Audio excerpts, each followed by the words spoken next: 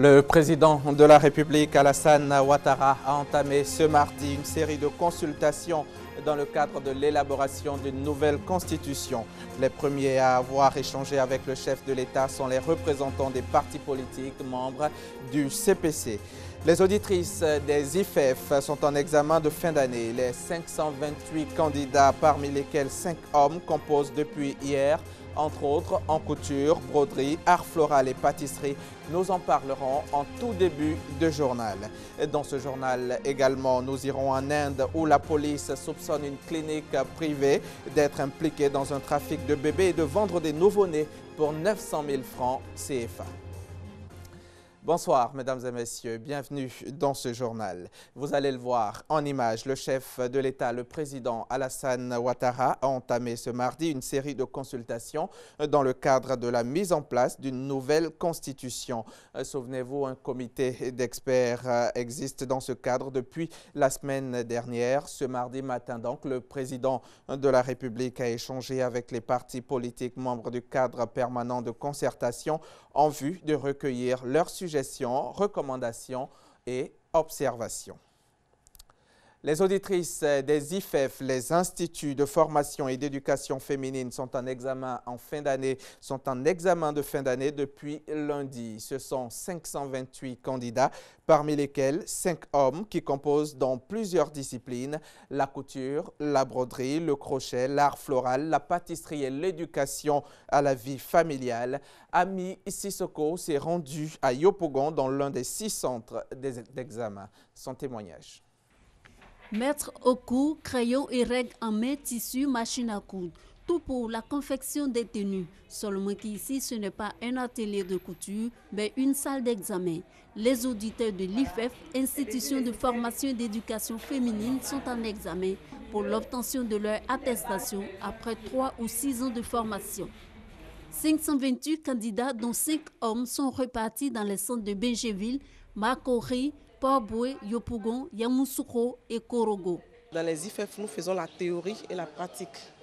Au niveau de la théorie, c'est les matières comme l'éducation à la vie familiale. L'éducation à la vie familiale, nous avons la puériculture, nous avons l'hygiène générale, nous avons l'économie domestique, nous avons l'ECM, éducation civique et morale. Voilà. Maintenant, au niveau de la pratique, nous faisons la couture enfant comme spécialité. Nous faisons la couture adulte comme spécialité et nous faisons aussi la pâtisserie. Les candidats composent jusqu'au 10 juin, 5 jours pour montrer leur talent en broderie, crochet, art floral, couture, pâtisserie et éducation à la vie familiale. Ce qu'ils voient, ils pensent que ce n'est pas trop dur, quoi. Ils ne m'attendaient pas à ça. J'aimerais avoir mon atelier de couture, voir mes apprentis de coudre comme moi aussi. Ça me plaît. C'est Jeep mini, coupé à la... Et puis... habit de coupe. Oui, c'est facile. Par garde de Dieu, je peux le faire. Après l'examen, il est prévu une formation continue pour les admis. Après l'examen, nous les insérons dans les différents ateliers pour une perfection, c'est-à-dire un renforcement de capacité. Toute femme de 16 ans et plus est admise à l'IFEF. On y rentre tout simplement quand on veut venir. C'est gratuit. Les IFEF sont des structures parascolaires qui forment la population féminine analphabète ou déscolarisée. Le but fait d'elles des agents de développement pour une véritable autonomisation des femmes. Direction la région du Folon, les collèges des villages de Goulia et de Tienko voient leur capacité d'accueil augmenter.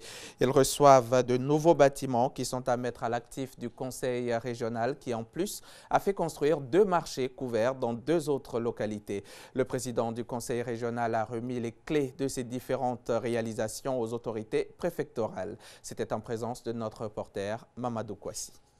2 nouveaux bâtiments pour renforcer la capacité d'accueil du collège moderne de Goulia dans la région du Folon. Des salles de classe avec des tables bancs pour désengorger celles existantes. Des infrastructures pour améliorer les conditions de travail des élèves et des enseignants afin de garantir de meilleurs résultats scolaires. L'œuvre est du conseil régional du Folon qui a fait de l'éducation l'une de ses priorités. En plus du collège moderne de Goulia, le collège de Tienko s'est vu également offert 2 bâtiments neufs pour un meilleur encadrement des enfants de cette sous-préfecture, en remettant les clés au corps préfectoral. Cissé Sindou, président de cette structure, a fait le point des actions menées en faveur des populations. Pour lui, sur les 24 grands projets réalisés depuis 2013 dans divers domaines, notamment la santé, l'électricité, le reprofilage des routes et l'éducation, 17 ont été totalement achevés pendant que 7 sont en cours de finition. Au nombre de projets achevés figurent les marchés couverts de Kouban et de Kimbirila Nord, de gros villages qui disposent désormais de marchés modernes. Pour renforcer davantage ces projets, Cissé Sendou sollicite le soutien de la population à travers un développement participatif. Une opération de recensement des besoins de la population a été initiée et a permis au conseil régional de cibler les réalisations.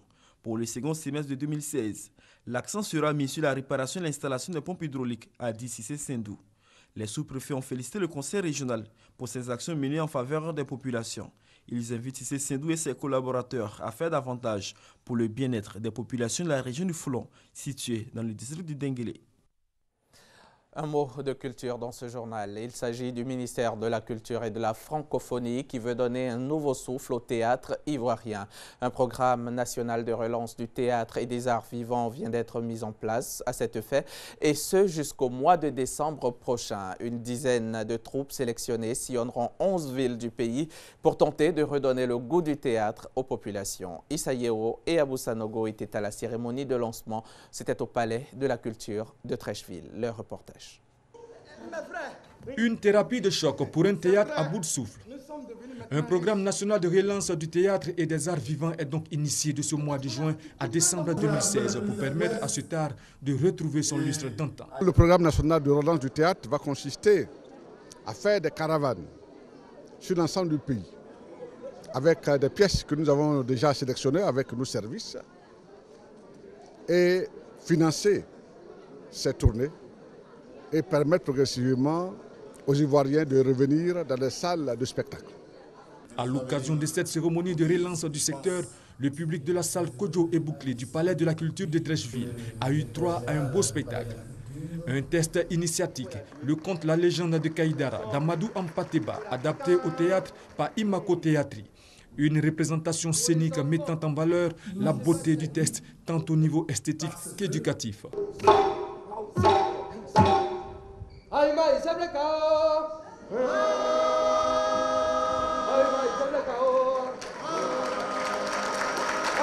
Un hommage bien mérité aux sages de Badjangara, selon le ministre de la Culture et de la Francophonie et la directrice de la Fondation Amadou Ampateba. Vouloir pérenniser et perpétuer l'œuvre d'Amadou Ampateba à travers des messages fondamentaux, je pense que c'est une chose importante. Nous avons souhaité donner un bel exemple.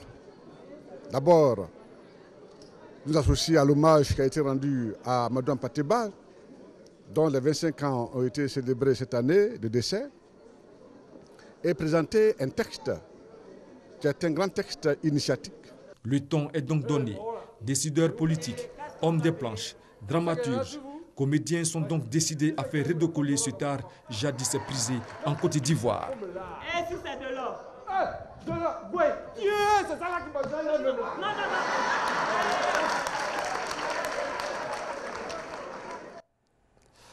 Aux États-Unis, la démocrate Hillary Clinton a passé hier lundi la barre du nombre de délégués, lui assurant de devenir la première femme à briguer la Maison-Blanche pour un grand parti américain. Mais la candidate n'a pas crié victoire, craignant une démobilisation de ses partisans lors du dernier super mardi des primaires dans 6 États, dont la Californie, où son adversaire Bernie Sanders espère arracher une victoire symbolique. En Inde, la police soupçonne une clinique privée du centre du pays d'avoir vendu des bébés pour 100 000 roupies. C'est environ 900 000 francs CFA. Cette clinique est soupçonnée également d'alimenter un trafic d'enfants nés de mères célibataires. Ce bébé a failli être vendu. Soigné dans une unité d'urgence, il a été secouru lors d'une descente de police dans une clinique privée de Gwalior en Inde. Derrière ces fenêtres, au moins 5 nouveau-nés ont été vendus pour environ 1 300 € chacun. Il pourrait y en avoir beaucoup d'autres. Près de 700 accouchements ont eu lieu ici, au cours des dernières années. Nous avons fait une descente dans les locaux et nous avons mis la main sur le directeur. Il a été incapable de nous expliquer où se trouvaient les bébés qui avaient été vendus ou de nous présenter les papiers des enfants qui auraient été adoptés. Donc nous l'avons arrêté et nous poursuivons l'enquête. Alerté par un employé qui avait été licencié, la police a arrêté le directeur et le gérant de la clinique. Le directeur, qui a été innocenté dans une affaire de viol et s'est vu refuser l'autorisation d'ouvrir l'hôpital, dément toute implication et accuse ses employés. Il y a 8-9 mois, ils ont donné 1 ou 2 bébés. Ma famille et moi avons adopté l'une des petites filles. 2 bébés ont été emmenés aux urgences après la descente de police. C'est tout ce que je sais. La clinique utilisait des agents pour attirer des femmes ayant des grossesses non désirées et les convaincre d'accoucher au lieu d'avorter. Les autorités médicales promettent des sanctions. Aucune activité hospitalière ou autre n'aura lieu dans ces locaux. Il y a une interdiction totale. Attendons les conclusions de l'enquête. Quelle qu'elle soit, personne ne sera épargné. Des équipes ont été déployées à la recherche des couples qui ont acheté les bébés et des parents biologiques. Ils pourront choisir ou non de reprendre ces bébés, mais nous ne pouvons pas les forcer. Donc nous placerons ces nouveau-nés dans des orphelinats. Il n'y a eu que 3000 adoptions légales en 2015. En Inde, le processus est particulièrement long et complexe, encourageant le trafic illégal. Des centaines de vols de nouveau-nés sont déclarés chaque année et certains médecins et infirmières n'hésitent pas à aider les gangs à s'emparer de bébés pour les vendre.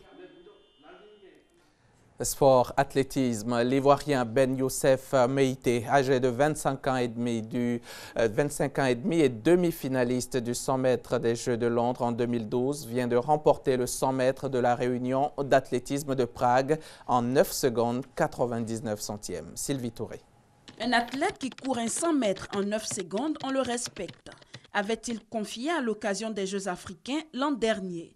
Meïté Ben Youssef vient de se faire respecter à Prague. Logé dans le couloir numéro 4, il est arrivé en tête de la course, remportant l'épreuve reine avec un chrono de 9 secondes 99 tierces, devant le Sud-Africain Enrico Brundis, 10 secondes 11 tierces, et le Lesothan Mosito Leata, 10 secondes 12 tierces. Meïté Ben Youssef remporte l'or à l'issue de l'épreuve, mais encore, il devient le recordman ivoirien du 100 mètres, détrônant ainsi Wilfried Kofi, qui avait réalisé un chrono de 10-1 en avril dernier. S'il se situe à seulement 5 tierces, donc à quelques foulées du record continental, il faudra encore plus d'efforts, des efforts titanesques même à Ben Youssef, pour prétendre au trône mondial, occupé depuis 2009 par un certain Usain Bolt, avec un chrono jamais égalé de 9 secondes 58 tierces.